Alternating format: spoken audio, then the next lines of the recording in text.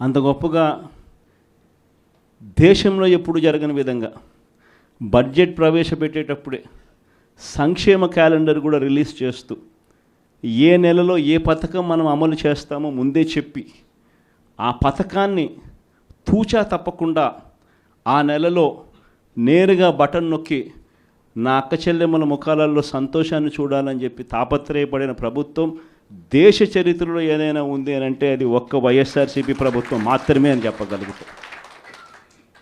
నిజంగా అదే విషయాలన్నీ కూడా చెప్పి చూపించాం. ఇది రాష్ట్ర బడ్జెటు, ఈ మాదిరిగా మనం చేసుకుంటూ పోతూ ఉంటే మనకి ఇంత ఖర్చు అవుతూ ఉంది. చంద్రబాబు నాయుడు గారు చెప్తా ఉన్నట్టు ఇవన్నీ చెప్తా ఉన్నాడు, సూపర్ 6 అని సూపర్ 7 అని. ఆయన చెప్పిన పథకాలన్నీ అమలు చేయాలి అని అంటే 1,72,000 కోట్లు కావాలి. ఇది అయ్యే పనులు కాదు, ఆయన చెప్తా ఉండేవి అబద్ధాలు, మోసాలు అని చెప్పి ఇదే మాటలు నేను చెప్పా. ఎన్నికలప్పుడు బహుశా ప్రతి సభలో కూడా ఇదే చెప్పా. చంద్రబాబు నాయుడు నమ్మడము అని అంటే చంద్రముఖిని నిద్ర లేపడమే అని చెప్పా.